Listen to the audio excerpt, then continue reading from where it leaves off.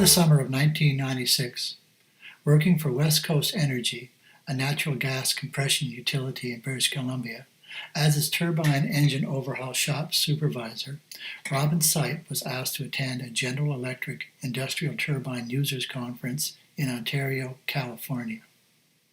At the conference, during a break from presentations, another attendee who was sitting at his table asked him what other models of turbine engines West Coast Energy was operating on their natural gas pipelines. Robin listed all the different models being used at the time, which included a particular model of Rolls-Royce product. Sitting behind him was a Mr. Malcolm Gould, who overheard the conversation and remarked that he had accessed many parts for Rolls-Royce turbine engines in the UK, and offered to broker a potential arrangement for Robin to look at these parts to gauge their suitability for use in their industrial engines.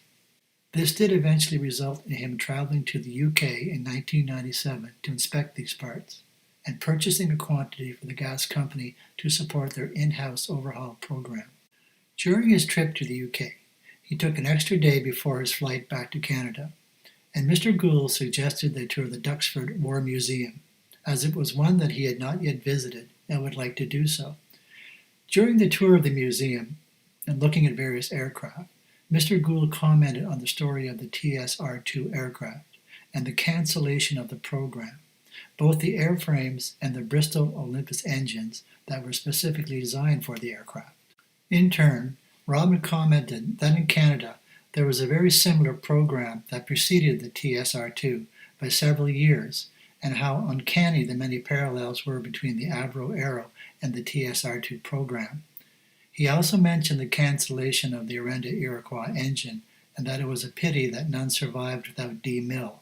Mr. Gould then stated that indeed he was familiar with the Iroquois program, had in fact examined an Iroquois in detail at Cranston University, and knew where an Iroquois engine was stored in the UK. Robin expressed extreme doubt that such existed, but Mr. Gould seemed quite sure that he knew where one was, and promised to follow up and report back to Robin when he had some news. Within 2 weeks of Robin's return to Canada, Mr. Gould confirmed that an Iroquois engine was stored at RAF Cardington, and that the commander in charge of the facility may release the engine to a Canadian entity, who could submit a lucid proposal to move the engine back to Canada.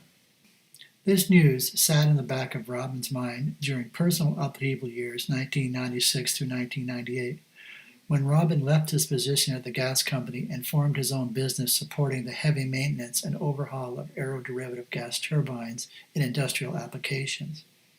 In 1998, he read a book on the Iroquois by Peter Zuring of the Aero Alliance, where inside were pictures of engine SN-116 in storage at RAF Cardington, taken by Mr. Marc-Andre Valicant.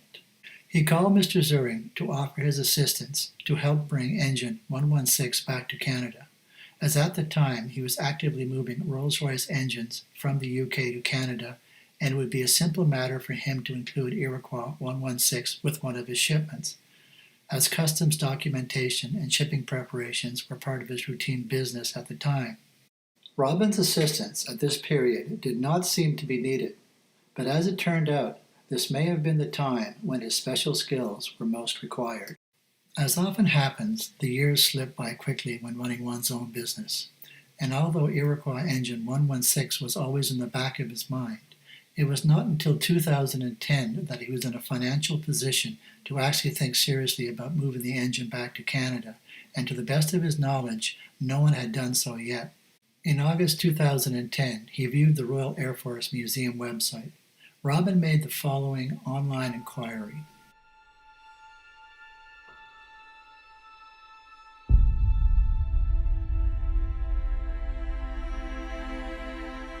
Within 5 days, he received the following response.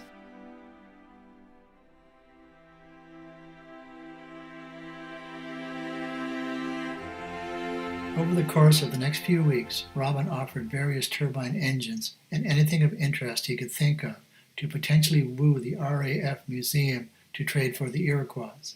Finally, the following message was received that led to a breakthrough. Then, over the next few months, he negotiated with Mr. Ian Thirsk for the trade of the airframe that was for sale in Victoria, British Columbia, in exchange for Iroquois 116. It seems that in the UK, Hampton airframe components were desperately needed for the restoration of a complete Hampton, and the airframe for sale in Victoria held the exact pieces they required. At this point, the situation was serious enough to warrant his visit to MOD Stafford. November 17, 2010, Robin arrived at MOD Stafford and was greeted by Mr. Ian Alder, manager, RAF Museum Reserve Collection, who granted him access to the storage facility, and specifically Iroquois Engine 116. It was a great moment when he finally could put his hands on the engine, and they spent the better part of the day laying out the various parts, modules, and accessories of the engine, taking a rough inventory of what was there. On a handshake gentleman's agreement, the trade was finalized, and on the 13th of December, 2010, the Hampton was purchased, loaded into a 20-foot sea container, and shipped to the UK. In exchange, the staff at MOD Stafford drafted a transfer of title, loaded 116 into a 20-foot container, and Robin made the necessary arrangements to move the unit to Canada. Friday, March 25, 2011, Iroquois Engine, serial number 116, was received in Fort St. John, BC, at the Turbine Engine Overhaul Facility of S&S Turbine Services Limited. A parts inventory was confirmed, recorded, and the unit carefully placed into a sealed, weatherproof container for future refurbishment and reassembly. Upon receipt of the engine at their shop, Robin sent email notes to the AVRO Iroquois community, informing them that in fact Engine 116 was back on Canadian soil. Up to this point, he had kept all activities relating to repatriating 116 back to Canada secret, and only a few of his senior employees knew of the developments.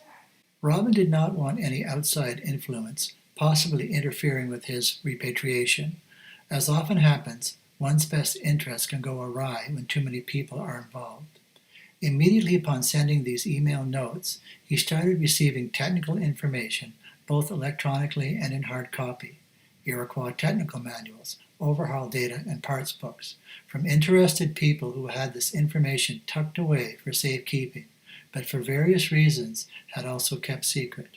In May 2011, Robin visited the Ottawa Air and Space Museum, where the manager of the facility, Mr. Stephen Quick, upon his request, allowed him access to the Iroquois engine they have on display in their facilities.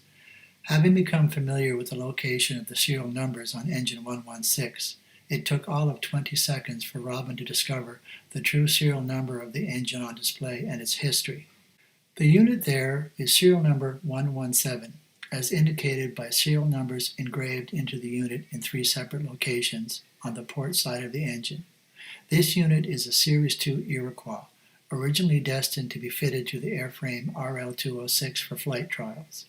Iroquois engines 115 and 116 were to be the run-up and taxi trial engines for RL-206, and upon successful taxi trials, engines 117 and 118 were to be fitted for actual flight trials. At the cancellation of the AVRO program, Iroquois engine serial number 117 was complete and en route to the Orenda test cells for running. The engine, therefore, was indeed never run, and is, in effect, a condition new, untested Series 2 Iroquois.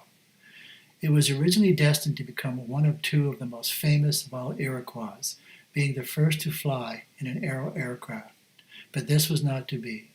The engine was not fitted with data or serial number plates, and thus has languished in relative obscurity since.